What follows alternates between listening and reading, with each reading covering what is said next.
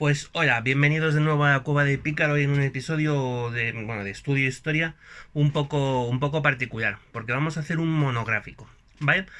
En lugar de ir dando pequeños vistazos a diferentes civilizaciones, hoy vamos a centrarnos en una, porque creo que merece la pena que esto lo veamos de forma un poco detallada. Se merecen un programa. Vale, y bueno, pues he pensado que este primer monográfico de estudio historia, de historia estadio, que siempre me hago un lío con esto, de historia estadio de la Cueva de Pícaro, los ganadores han sido pues los micénicos. No hace mucho que se hemos conocido, no llevan mucho con nosotros. La civilización micénica fue relativamente breve, en los márgenes de tiempo en los que estamos hablando. Claro, es que todo tiene un margen de tiempo corto cuando comparas con Egipto, con las dinastías faraónicas y demás. Bueno, o con China, que otro día vimos que la segunda dinastía eran 700 años prácticamente, ¿vale? Pero bueno, habíamos visto a los micénicos aparecer como la primera y más importante de las civilizaciones de la Grecia continental y habíamos visto incluso saltar a Creta después de que la civilización minoica fuera destruida en pues, las catástrofes siguientes al estallido del volcán de Tera. ¿Vale? Así que bueno, pues aquí vamos a arrancar y vamos a hablar de Micenas, de la mitología griega y de la Ilíada y la Odisea. ¿Vale? Así que empezamos con Micenas.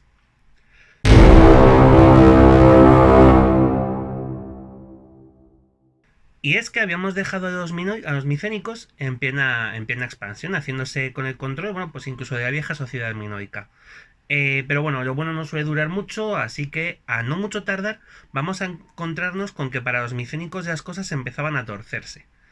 Y de forma simultánea en muchas ciudades, ¿vale? Recordad el concepto de las ciudades-estado micénicas. Hablamos de una cultura micénica porque Micenas se consideró durante mucho tiempo que había sido la ciudad más importante, incluso que era un poco hegemónica sobre el resto, pero a día de hoy ya sabemos que eso no fue así, ¿vale? Que las ciudades eran realmente independientes. Y sin embargo, todas las ciudades de cultura micénica van a pasar por unas situaciones parecidas, ¿vale? Que nos dejan ver, pues eso, una especie de conflicto. Nos vamos a encontrar con que de golpe, en un periodo relativamente corto de tiempo, y sin que a día de hoy tengamos todavía muy claro por qué, la civilización micénica como tal se va a la mierda, ¿vale? Pero tal cual, ¿vale? A finales del siglo XIII, antes de Cristo, ya nos vamos a encontrar con que sistemáticamente los asentamientos micénicos intentan reforzar sus defensas. Empiezan a hacer grandes obras de arquitectura en defensa, murallas, ciudadelas, ¿vale? Micenas, Tirinto, Atenas, Pilos, todos estos lugares van a sufrir modificaciones defensivas, ¿vale? Y no mucho después, antes del final de este mismo siglo, del siglo XIII antes de Cristo, todos los grandes centros continentales van a ser destruidos. Más destruidos en algunos casos, menos destruidos en otros casos, ¿vale? Pero destruidos y en muchos casos incluso incendiados y en mayor parte de las veces posteriormente abandonados. ¿Qué pasó? Pues es una pregunta que nos hacemos incluso a día de hoy. Evidentemente, la aparición de defensa en estas ciudades, de nuevas defensas, y aparición de incendios sistemáticos, parece que apuntan a guerra. Guerra, ¿vale? Y bueno, pues esto parece que se ve confirmado por el descenso de la calidad en la cerámica que producía la zona, ¿vale? Eso apuntaría en principio a que no fue una guerra interna, una guerra entre las ciudades, ya que en sí, si hubiera sido una ciudad que se impone sobre las otras, si hubiera sido una guerra interna, podríamos tener estas defensas y estos estratos de incendio, pero la cerámica continuaría siendo la misma porque todas estaban más o menos en el mismo nivel, ¿vale? Pero nos vamos a encontrar con que no, con que hay un descenso en la calidad de la cerámica, lo que nos lleva a pensar en principio en invasores procedentes de exterior, ¿vale? Esta es la versión tradicional de la historia de los micénicos, ¿vale? Tradicionalmente se ha hablado de la aparición en esta época de los dorios, y que serían estos dorios los antecedentes directos de lo que, pues de los griegos de toda la vida, ¿vale? Serían los primeros griegos, por decirlo de alguna forma. ¿Quiénes son estos dorios? Bueno, pues en la mitología griega se supone que tras la presencia de los dorios hay un viejo mito y se habla de ellos como los hijos de Heracles, ¿vale? Los Heráquidas. Y es que según el mito, los Heráclidas habrían sido expulsados de la ciudad de Argos por el rey Euristeo. Euristeo es el rey que en la mitología griega manda a Hércules sus famosos 12 trabajos, ¿vale? Las 12 pruebas de Hércules, bueno, que son muy la leche, la verdad. A ver si, hoy no, porque no lo tengo preparado, pero a ver si para otro de estos hacemos un repasito a las 12 pruebas que lo molan todo, ¿vale? Pero bueno, el caso es que los hijos de Heracles, de Hércules en latín, ¿vale? Bueno, pues habrían sido expulsados de Argos por este rey, por Euristeo, y la llegada de los dorios supone el regreso mítico de estos Heráclidas, ¿vale? De estos descendientes de Heracles que vuelven a Grecia, a la Hélade, para recuperar sus dominios, y para ello tienen que destronar a los Átridas, ¿vale? Que son los descendientes de Euristeo, los reyes de Argos, ¿vale? Bueno, esta es la historia como tal, o sea, pues mítica, ¿vale? Los Heráclidas son expulsados de Grecia y vuelven con el paso de los tiempos destruyendo la civilización micénica. Como idea mola, como historia está muy chula, además tiene mucho de novela con pues, todos estos rellenos griegos que tienen de venganzas, de expulsiones, de reyes que matan a reyes y luego se recuperan. Es que molaban mucho estos griegos, ¿vale? Pero el caso es que a nivel arqueológico tenemos pocos fundamentos que nos lleven a pensar que esta irrupción de los dorios se produce así, se produce de forma violenta, ¿vale? Hay muy poco sustrato arqueológico que apoye esta decisión, esta teoría, ¿vale? También se ha tratado de vincular la desaparición de los micénicos con otros pueblos invasores, que estos sí que están más o menos documentados, de los que hablaremos en un par de episodios, ¿vale? Que son los pueblos del mar, ¿vale? Que se las hicieron pasar muy putas a todas las culturas del Mediterráneo, a Egipto, a los hititas y a, bueno, pues quizá, según algunas teorías, a estos propios micénicos que se habrían visto destruidos por ellos, ¿vale? Lo que pasa que es cierto que también esta información solo la tenemos en un texto egipcio, ¿vale? En este texto egipcio se habla en los tiempos de los pueblos del mar, habla de los eques, ¿vale? Llama eques a un pueblo que habría perdido sus tierras frente a los invasores y habrían huido a Oriente, ¿vale? Como el nombre que se da en la Ilíada a los griegos, a los micénicos, es aqueos, y de hecho en los textos hititas aparecen como Ahiwaya, parece que todo que a raíz de Eques, Aciwaya y Aqueo sería la misma, con lo cual hay teóricos que dicen que estos Eques de los que habían los egipcios serían los micénicos, ¿vale? Y que por lo tanto la destrucción de sus tierras vendría de mano de los pueblos del mar. Pero bueno, pues pudiera ser, pero tampoco tenemos nada claro, no es evidente. Así que sí que parece haber una invasión, pero no sabemos quiénes fueron realmente los invasores. Por otro lado, también hay quien habla de factores naturales. Se habla de una gran sequía en toda la región, un cambio climático, pero tampoco hay demasiadas pruebas de que esto ocurriera así en sustratos geológicos, ¿vale? Y también cabe la posibilidad de una revuelta interna, pues quizá de la propia población de base, ¿vale? No un conflicto entre ciudades, sino la propia población basal, los campesinos, etcétera, alzándose contra las clases altas de las ciudades micénicas. Y que esta rebelión comenzara en alguna de las ciudades, no sabemos pues en Argos, en Pilos o en Micenas, y se extendiera de allí a todo el mundo micénico, a los Espartaco, ¿vale? Quizá fuera todo, quizá fuera algo completamente distinto, quizá fueran los extraterrestres. No podemos descartarlos de base. Sí podemos. Pero bueno, el caso es que hacia el año 1100 ya vemos que todo rastro de cultura micénica ha desaparecido de Grecia, ¿vale? Y fin, hasta aquí llegan los micénicos, ¿vale? Pero vamos a hablar ahora de la Ilíada, la Odisea y los dioses griegos. Y vamos a empezar hablando de Homero. Después de la caída de los micénicos, pasaría mucho tiempo antes de que Grecia volviera a tener una situación organizada, ¿vale? Se adentran en una época que se conoce como la época oscura, pues por la falta de datos, no hay muchos registros, etcétera, y es en este momento de época oscura, donde se escriben las que son las grandes obras de la literatura griega universal, vamos, y quizá de la literatura universal, que son la Ilíada y la Odisea, ¿vale? Y como la Ilíada y la Odisea nos cuentan historias que transcurren en el periodo micénico, pues vamos a hablar de ellas hoy, ¿vale? ¿Quién es el autor de la Ilíada y la Odisea? Esto creo que lo tenemos todos claro, ¿vale? Es pregunta de trivial. Homero, ¿vale? ¿Y quién es Homero?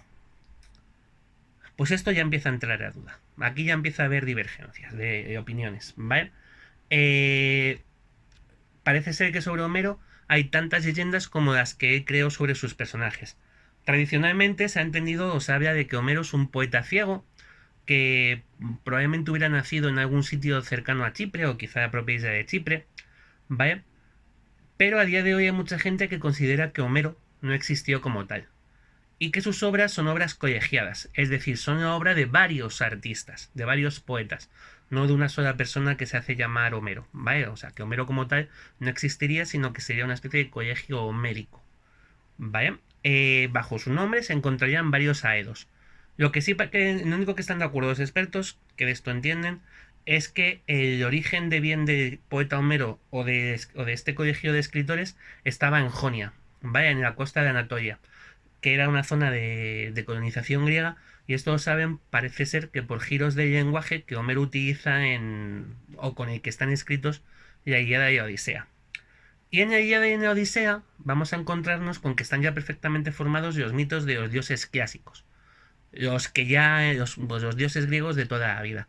Con lo cual entendemos que los perfiles de estos se fueron cerrando entre la época micénica y la de Homero. ¿Vale? Vamos a hablar de ellos y ahora empezamos con mitología griega. Lo primero que hay que tener claro es que los griegos humanizaban por completo a sus dioses.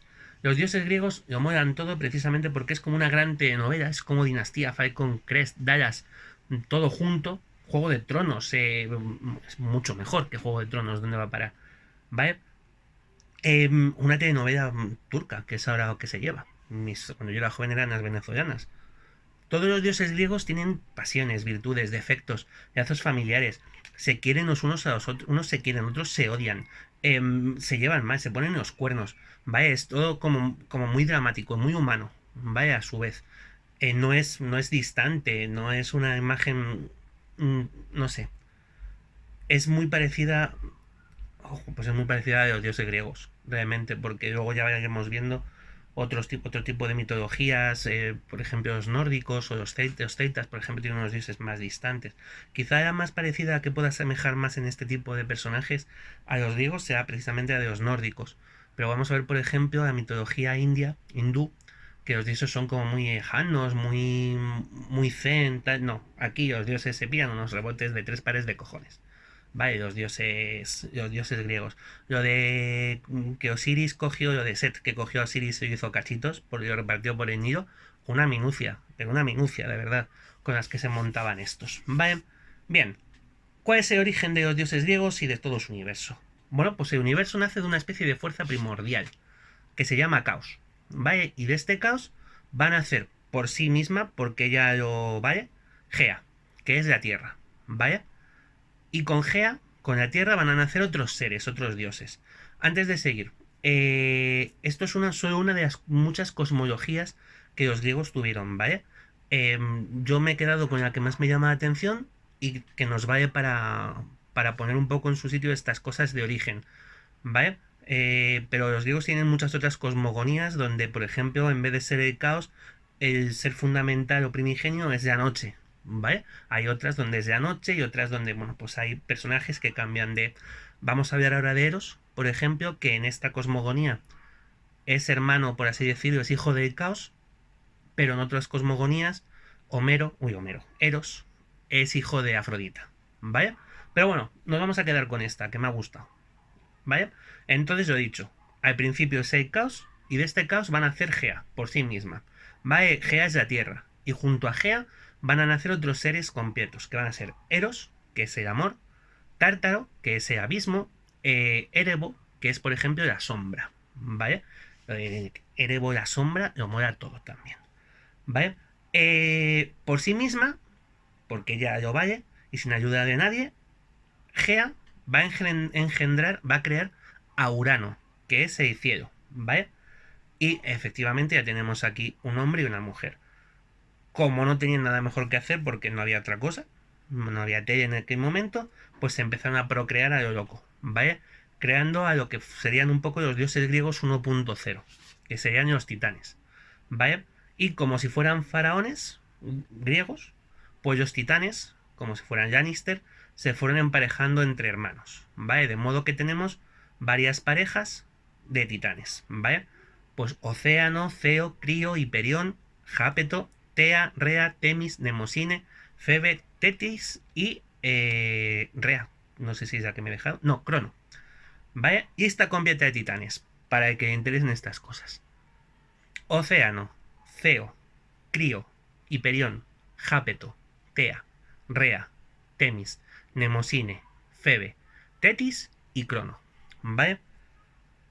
Después de ello, después de que nacieran los titanes, Urano y Gea siguieron dando de que te pego y nacieron los cíclopes, ¿vale? Que son criaturas míticas con un solo ojo y muy hábiles con la forja. Son los grandes forjadores de armas, ¿vale? Y también van a nacer los hecatónquiros, que son menos majos, que son gigantes que tienen 100 brazos y que pues van a tener bastante mala leche. Crono, que era el menor de los hijos de Urano y de Gea, Crono es el tiempo, ¿vale? Crono va a representar el paso del tiempo, va a ser el dios del tiempo. Y tenía bastante mala baba también, y estaba harto de tener hermanos, y además hermanos feos, que su madre había empezado a crear monstruitos, ¿vale? Así que pues dijo, mira, hasta aquí, familia ya hasta aquí, carne de familia numerosa. Con una guadaña castró a su padre, a Urano, para que dejara en paz a su madre, hizo una vasectomía de bruto y se convirtió en el principal de los titanes, se convirtió en el rey de estos dioses 1.0. Envió bueno, pues se deshizo de Crono y encerró a los titanes y a los hecatónquiros en el Tártaro, ¿vale? En el abismo, en el infierno, ¿vale? Por cierto, bueno, Crono gobernaría junto a su esposa, junto a Rea.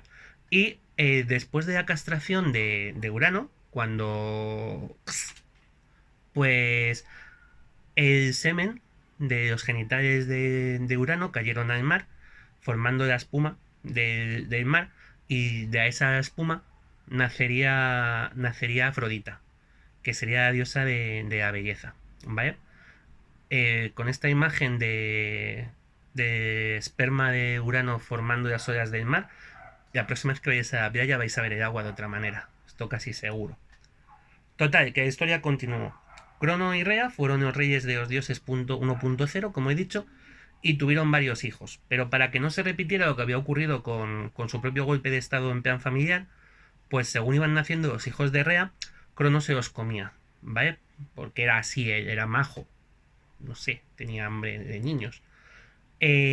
Hasta que Rea se cansó de dar a luz a niños y que Crono se los comiera y escondió al último de ellos, a Zeus, ¿vale?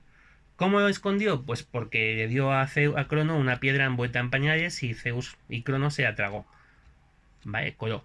No debía ser muy espabilado, tenía mala baba, tenía hambre, pero no era muy espabilado. Así que se comió la piedra en lugar de Zeus y a Zeus Rea lo escondió en Creta, en el monte Ida. Y depende de en qué versión hablamos del mito, pues allí en el monte Ida a Zeus lo va a criar pues una ninfa, su abuela Gea, una cabra, ¿vale? Oye, no es coña, ¿eh? Es de verdad, es Amaltea, la cabra Amaltea, y de hecho se cuenta que mientras amamantaba a Zeus, este que tenía hambre, le arrancó un cuerno, ¿vale? Y cuando se convirtió en un dios más poderoso y demás, para pedirle perdón a Maitea por haber arrancado el cuerno, lo convirtió en el cuerno de abundancia, en la cornucopia, ¿vale? Que es un símbolo que seguro que todos habéis visto en algún sitio. Pues ese es el origen del cuerno de abundancia, ¿vale? La cabra Maitea y el niño Zeus destrozando el cuerno, ¿vale? Total, que criase quien criase a Zeus, el caso es que con el paso del tiempo creció y como hablaban las profecías, decidió volverse a su padre, porque una cosa que vamos a aprender de los griegos es que es inútil escapar al destino, porque el destino siempre te pilla, ¿vale? Que es un concepto muy chulo de los griegos, este destino ado, fatum, que será como se diría en latín, ¿vale? que vamos a encontrar en muchos mitos y que da igual lo que hagas porque si tu destino es acertar, vas a acertar. Vaya, total, que Zeus efectivamente se volvió contra Crono, engañó a su padre para que tomara un veneno y cuando Crono vomitó, pues vomitó niños. No vomitó niños que habían crecido ya, vomitó a sus hermanos, a los otros dioses, a los hermanos de Zeus, enteritos y preparados para la batalla. ¿Vale? ¿Por qué? Pues porque así es la vida cuando eres un dios griego. No tienes una digestión ácida, sino que te siguen creciendo los niños dentro. ¿Vale? Pues estos serían los dioses griegos, pues los primeros olímpicos, o dioses 2.0, ¿vale? Que fueron Poseidón, Hades, Hera, Hestia y Deméter. ¿Vale? Además, para terminar de liar la cosa, Zeus descendió a Tártaro y liberó a los titanes y a los hecatónquiros. Y los titanes, no, perdonadme, a los cíclopes y a los hecatónquiros. Y comenzó la titanomaquia, que es la lucha contra los titanes, ¿vale? Para la cual los cíclopes, que como hemos dicho eran grandes forjadores, construyeron 3 armas de la leche y super mágicas, como si esto fuera dragones y mazmorras, para los hijos de Crono, para los 3 hijos de Crono, para los chicos. No había paridad y los griegos no eran así. ¿Vale? Eran, de hecho, es una de las grandes culturas machistas de la historia, pero prepararon las armas para los que iban a luchar, que en este caso eran Poseidón, Hades y Zeus. ¿Vale? A Poseidón le dieron un tridente, el tridente con el que ya siempre vemos. Poseidón, recordemos que es el Neptuno romano, y tenemos en Madrid, donde van los de Atlético de Madrid a celebrar que ganan. Pues el tridente de Poseidón. Para Hades le dieron un yelmo de invisibilidad, en plan capa de ladrón. Y para Zeus crearon el más poderoso de todos, que fue el rayo. ¿Vale? Y así armados, cada uno con sus armas, los cíclopes, los hecatónquiros y los dioses 2.0 guerrearon contra los titanes. Los vencieron y los arrojaron al Tártaro. ¿Vale? En lo más profundo del infierno. Y así fue como los olímpicos consiguieron el poder. ¿Vale? Los 3 hermanos se repartieron el mundo de tal forma que para Hades fue el infierno, custodiando además el Tártaro y a los titanes. Para Poseidón fue el mar y para Zeus el cielo y todo lo que queda bajo él. ¿Vale? Evidentemente era Zeus el que salía ganando con el reparto, pero bueno, sus 3 hermanas también tendrían mucha influencia en el núcleo de los olímpicos. ¿Vale? Deméter sería la protectora de los cultivos y agricultura. Hestia, la diosa del hogar. ¿Vale? Y el hogar como es un concepto mucho más importante en Grecia del que tenemos ahora. ¿Vale? Una diosa familiar o de la casa, del hogar, ¿vale? De fuego, del hogar.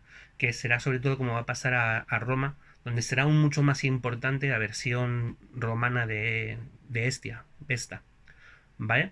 Y bueno, Hera sería la diosa que se casaría con Zeus y se convertiría en diosa de la familia, patrona de los nacimientos, etc. A estos dioses griegos 2.0 pues se les añadieron los dioses olímpicos 2.5, ¿vale? Por ejemplo, y que normalmente son hijos de Zeus, bien con Hera o bien con otras mujeres. Y es que Zeus era un poco casquivano y le daba todo lo que se ponía a mano, ¿vale? Le daba igual que fueras humano, hombre, mujer, cabra, gato, montaña, isla, da igual. El hombre pues iba ahí a meter lo que podía y donde podía, ¿vale? Cualquier agujero era bienvenido. Era trinchera, ¿no? Como en tiempo de guerra que se dice. Así que bueno, pues efectivamente tuvo varios hijos, porque también era de inseminado rápido. Con Hera fue padre de Ares, el dios de la guerra, ¿vale? En su aspecto más militar y brutal. Y fue padre también de Hefesto, que es el dios del fuego y de la forja. Aunque según otras historias, otras teorías, eh, Hefestos sería solo hijo de Hera, que tuvo un brote de celos cuando vio que Zeus tenía el solito a Atenea y quiso también ella traer la vida al mundo por su cuenta y tuvo a Hefestos, pero cuando vio feo que era, lo tiró Monte Olimpo abajo, ¿vale? Dejándolo cojito para toda la vida. Por cierto, Hefestos es un dios que mola mogollón y a su madre se la devolvió. Siendo hijo de Zeus o no, sí, que sabemos que su madre era Hera, y que lo de que tiró, que dio efectos es un dios que se plantea como un dios cojo, que de hecho se forjó una pierna, de un apoyo para la pierna, etcétera, porque como os he dicho, es el dios de la forja, que ya debió aprender de los cíclopes, supongo. Pues se jugaría bien a su madre. Talló para Hera En una de las muchas historias que se cuentan en la mitología griega, Hefesto talla para Hera un trono de oro que cuando Hera se sentó la atrapó. Vaya, dejó atrapada y Hefesto se negó a liberarla hasta que no le consiguiera un deseo, hasta que no le prometiera con Afrodita. Que ese fue el deseo que pidió Hefesto, casarse con la diosa de la belleza, ¿vale?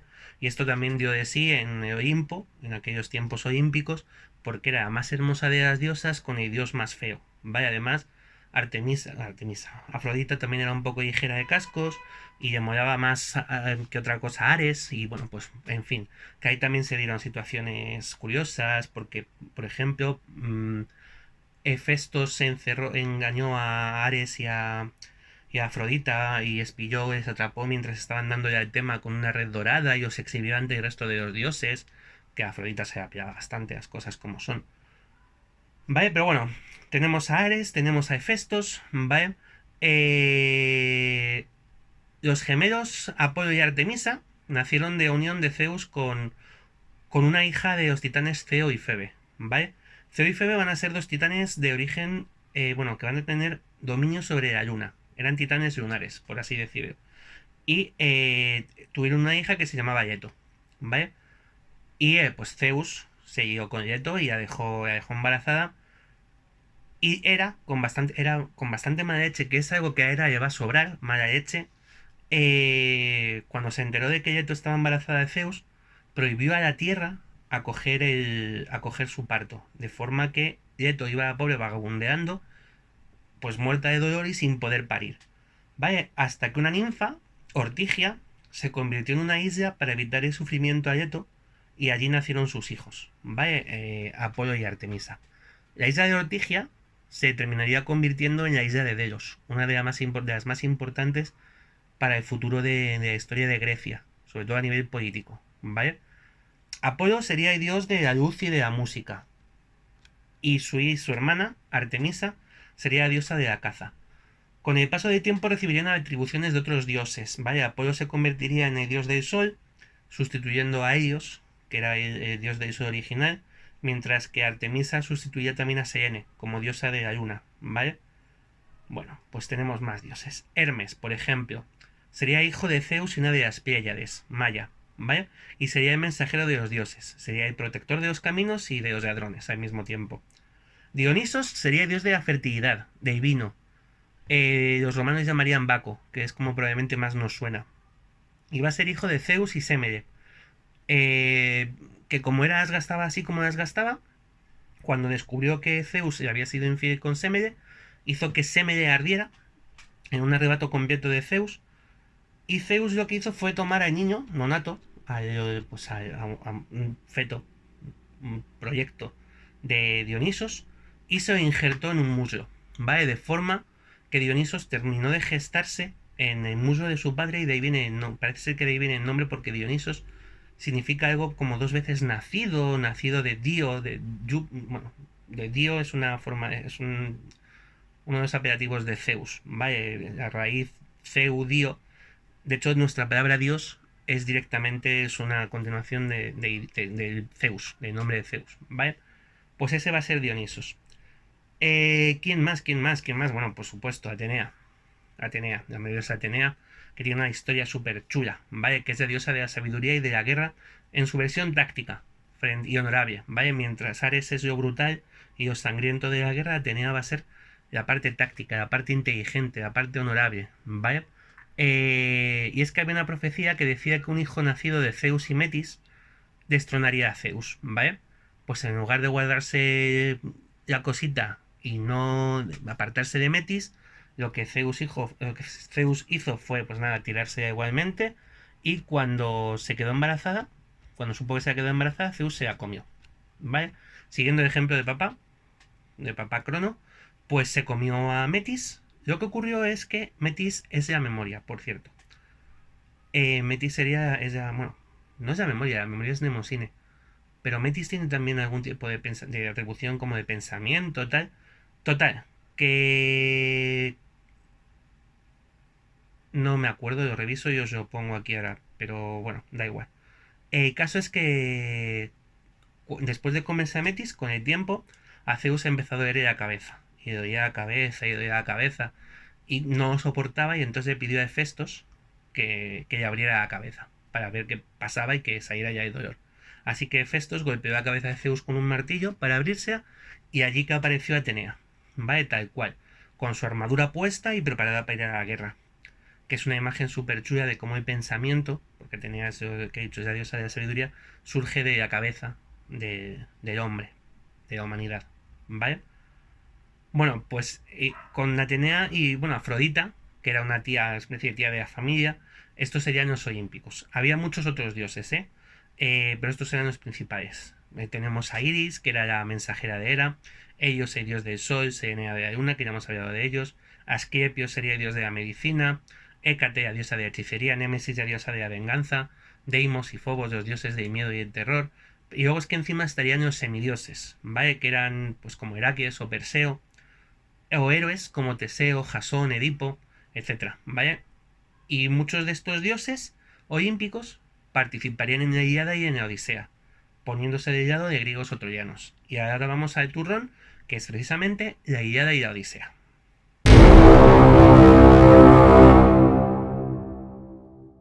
Lo primero que tenemos que tener claro es que Troya existió.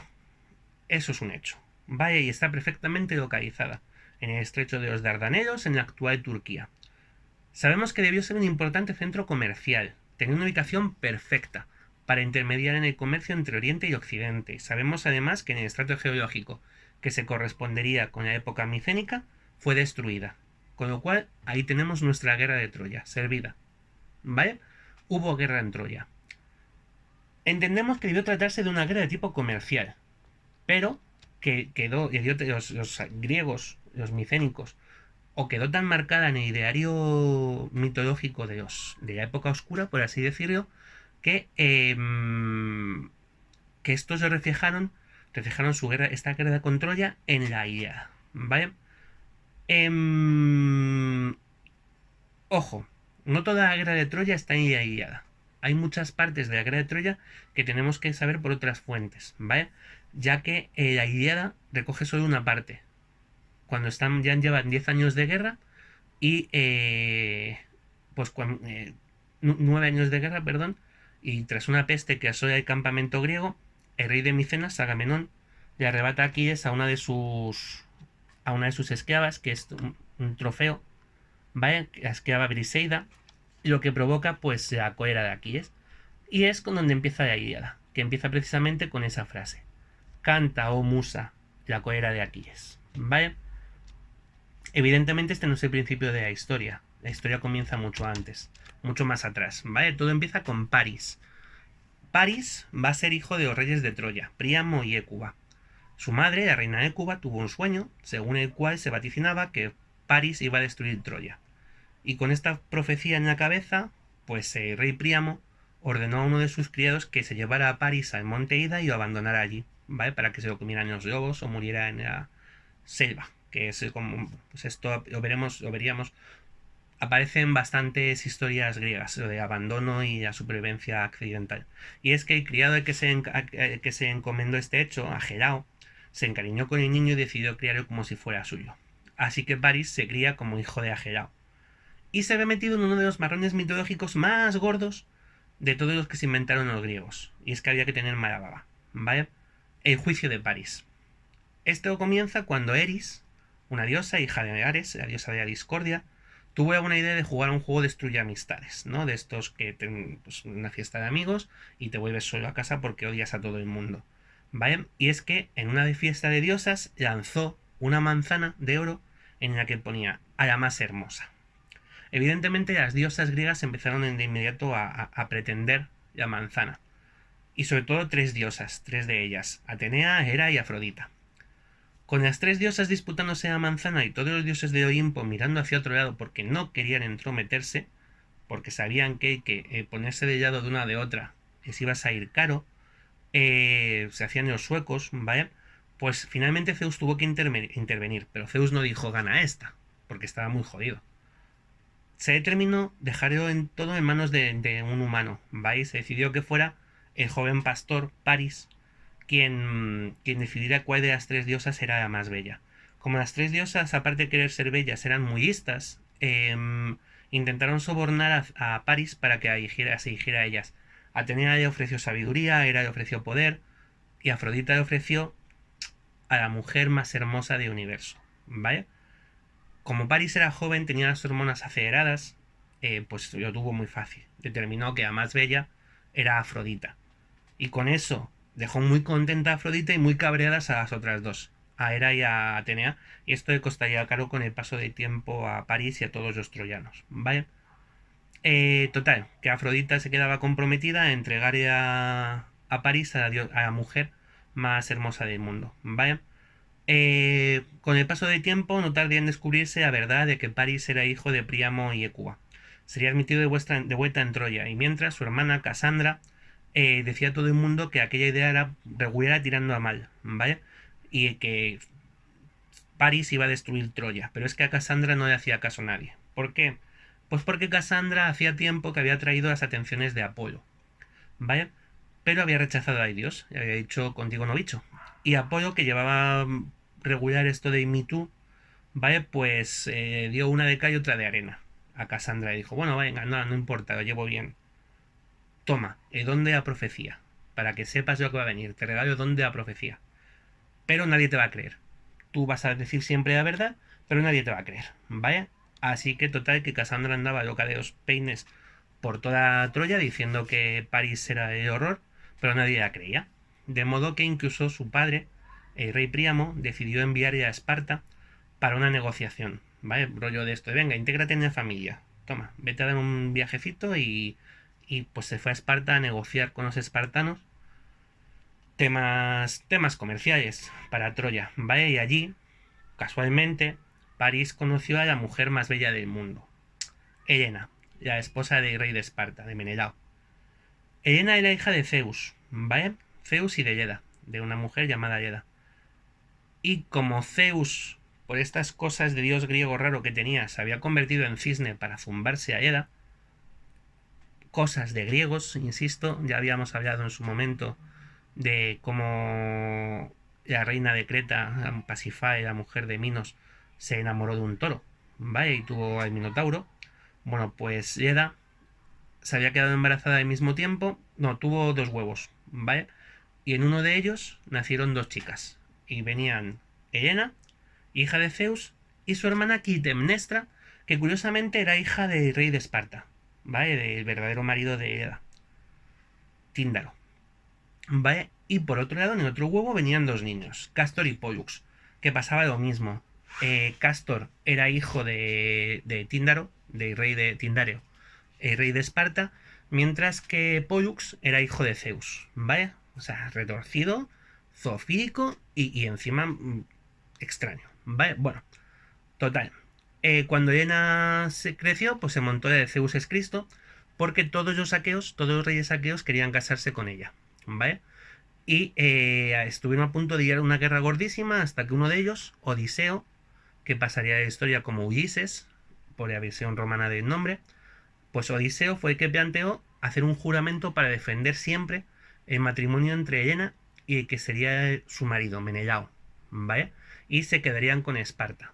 Mientras que su hermana Clitemnestra se casaba con Agamenón, con el hermano mayor de Menelao, y se convertían en los reyes de Argos, ¿vale?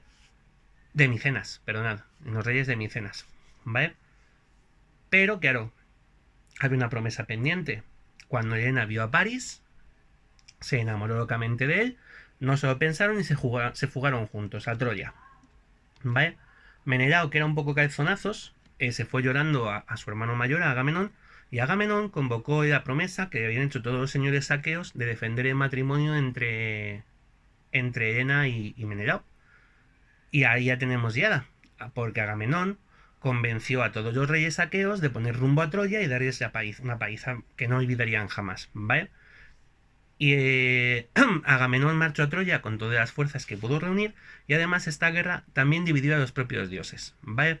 Afrodita, por ejemplo, se puso del lado de París, del lado de los troyanos, pero Hera y Atenea, por ejemplo, estuvieron del lado de los aqueos, ¿vale?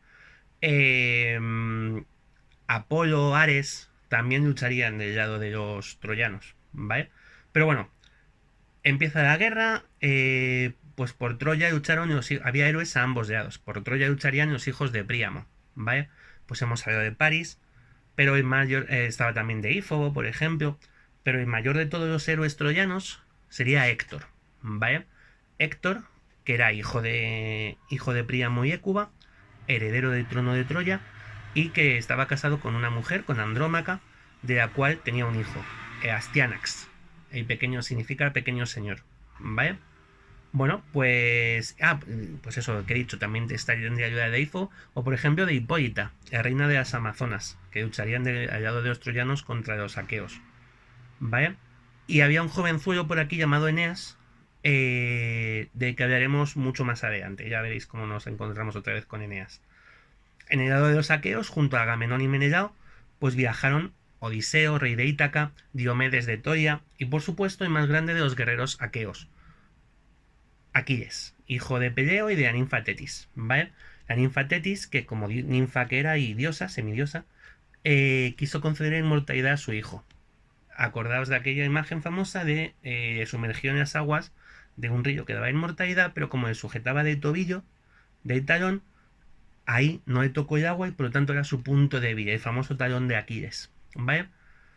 Para que no fuera la guerra, Tetis escondió a Aquiles en la isla de Esciro. De hecho, lo disfrazaron de mujer.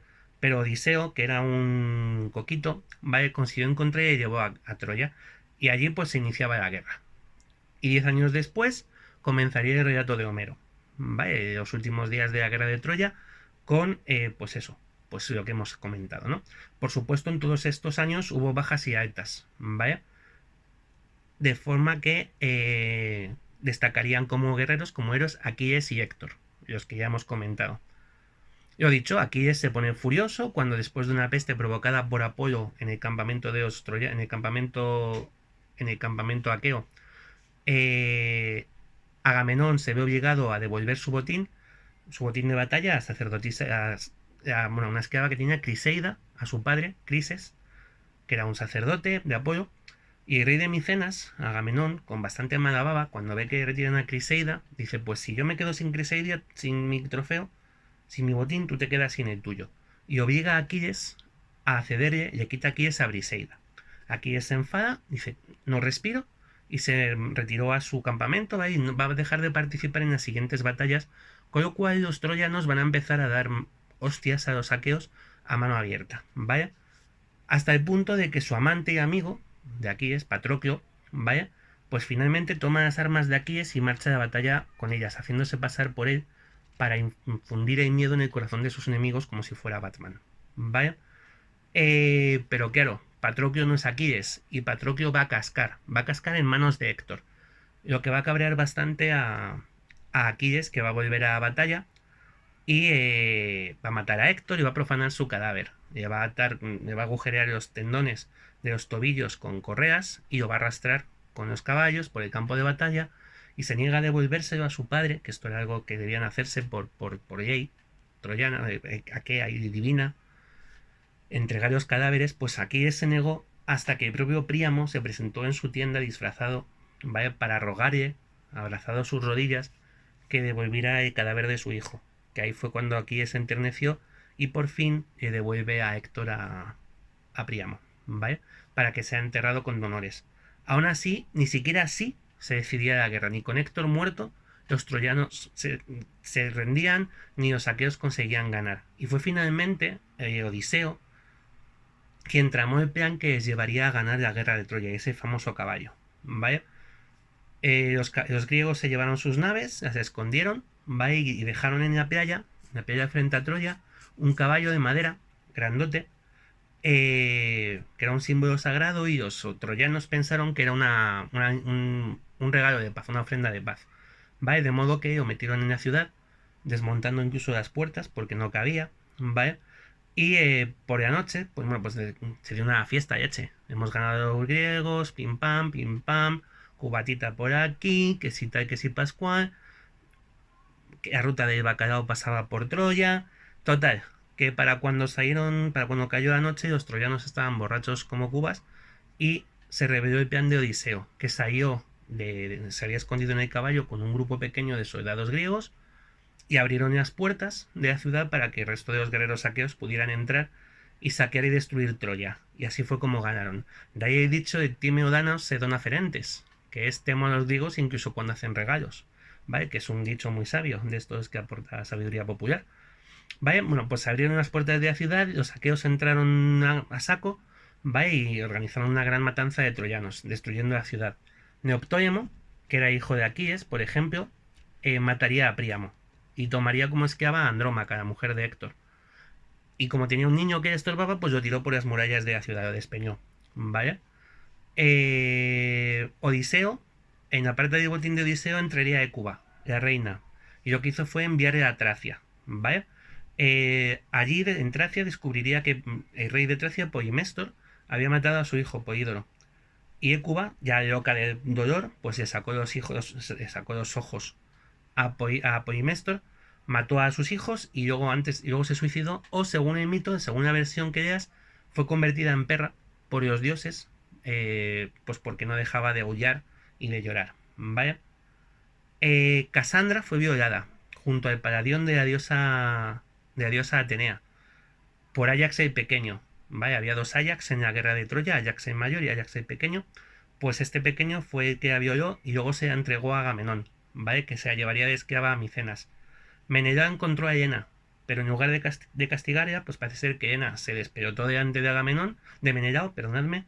El rey de Esparta pues se quedó así un poco transido por su belleza y la perdonó todo lo que había hecho. De modo que se la llevó de vuelta y aquí en paz y después gloria. Aquiles también moriría en la ciudad, ¿vale? Sería uno de esos héroe griego que muere en la ciudad y que no llega a disfrutar de la victoria. Lo mató París, precisamente París, con un disparo de arco que alcanzó precisamente con una flecha en el talón, ¿vale? Matando a Aquiles, porque era el único punto donde era mortal, ¿vale? Antes de que pues, el arquero Filoctetes, que formaba parte de las huestes aqueas, utilizara un arco que había sido de Heracles para matar al príncipe troyano, a París, ¿vale? Poniendo fin así a la guerra de Troya. Por cierto, ¿qué troyano escapa? Eneas y su familia. Ya veremos a dónde. Y si la Ilíada nos ha contado la guerra de Troya, la Odisea se centra en el regreso a casa de Odiseo y de sus hombres, y forma parte de una tradición literaria que se va a llamar los nostoi, que son los regresos a casa, ¿vale? Y es que en la mitología griega, pues todos los protagonistas de la Ilíada se van a encontrar con unos regresos a casa muy interesantes, ¿vale? El mundo ha seguido girando sin ellos y reincorporarse va a ser complicado. Por ejemplo, Agamenón, el líder de las fuerzas aqueas, va a ser asesinado por su mujer, bueno, por el amante de su mujer, de Clitemnestra, Egisto. Lo que además va a provocar que la hija de Clitemnestra y Agamenón, Electra, utilice a su hermano Orestes para matar a su madre y a su amante, en una de estas grandes complejos dramas de la historia de la mitología griega y de la tragedia griega. ¿Vale? La hija de Menelao y Helena, Hermione, ¿os suena Hermione? ¿Hermione? ¿Hermione? Bueno, pues Hermione se va a ver implicada también en esta historia de Orestes, ya que va a terminar casándose con él, ¿vale? Diomedes, por ejemplo, va a ser atacado por su esposa, pero va a conseguir escapar y se esconderá en el sur de Italia, iniciando la colonización de las colonias, bueno, del sur de Italia por los griegos, por ejemplo. Y Odiseo, el listo Odiseo, Ulises, va a quedar maldito por los dioses, por aquellos que antes le habían ayudado, después de cegar a Polifemo. Polifemo es un cíclope, hijo de Poseidón, y Ulises, en una de las islas donde para, se lo va a encontrar y le va a cegar, le va a quitar la visión, ¿vale? Le va a destruir su ojo, lo que va a provocar la ira de Poseidón y el que Ulises tarde más de 10 años en volver a su patria, a Ítaca, viviendo numerosas aventuras por todo el Mediterráneo, que es la base de la Odisea, que es lo que cuenta, es precisamente eso, el regreso a casa de Odiseo, ¿vale? Pues que las va a pasar putas por el camino y que va a hacer de todo. O sea, va a bajar al infierno, va a emparejarse con la ninfa Calypso en la isla de Ogygia, se va a encontrar con las sirenas, recordad, las sirenas no la sirenita Ariel, no, sino las sirenas griegas, que eran como monstruitos con alas y cara de mujer, que cantaban y lanzaban a los hombres contra peñascos. Vaya, que recordad la imagen, es típica de que Odiseo quería escucharlas y por lo tanto, mientras toda la tripulación se ponía tapones de cera en los oídos para no oírlas, él se ató a uno de los mástiles del barco para poder escucharlas. Va a enfrentarse a los monstruos marinos Escila y Caribdis. Más va a pasar, ya os digo, va a hacer de todo. La isla de los Reotófagos, bueno, muchísimas cosas, de verdad. La Nausicaa, otra de las princesas con las que se va a encontrar. Además, Odiseo debía ser como Brad Pitt del momento, porque toda churri que se encontraba se quería quedar con Odiseo, pero Odiseo estaba ahí en que él quería volver a casa, ¿vale? Quería volver con Penélope, lo que no significaba que no mojara el churro por el camino, pero él quería volver con su mujer, con Penélope y con su hijo, a Ítaca. Y el caso es que cuando Odiseo llega a Ítaca se va a encontrar con que se ha dado por muerto y Penélope está aguantando como puede el asedio de los pretendientes, que son aquellos que quieren convertirse en los nuevos reyes de Ítaca y casarse con ella. Va y está tejiendo un tapiz que por los días lo teje y por las noches lo desteje, porque ha dicho que cuando lo acabe se decidirá a su pretendiente y se casará. Vale, total, que allí va a llegar Ulises, Odiseo, y con ayuda de su hijo Telémaco va a matar a todos los pretendientes y va a volver a reunirse con su esposa. Luego habrá algún giro dramático en el que los padres de los pretendientes quieren vengarse de Odiseo, pero ellos derrotan y tal. Pero al final Odiseo va a ser realmente el único de los participantes de la guerra de Troya que va a tener un final feliz y una vuelta a casa tranquila con su familia y pues, con Penélope y con su hijo. ¿Vale? Y nada más por hoy. Creo que hemos dado bastante tralla a esto. Visto los dioses griegos a grosso modo. Así que nada, ya nos encontraremos con los griegos cuando llegue la época clásica y tengamos documentos con los que referirnos a ellos. ¿Vale? Nos vemos en breve, que hablaremos de Hitit, volveremos ya a tradicional, a los hititas, a los egipcios, Mesopotamia, etcétera. Y espero que os haya gustado el día de Grecia. Así que nada, nos vemos, campeones. Chao.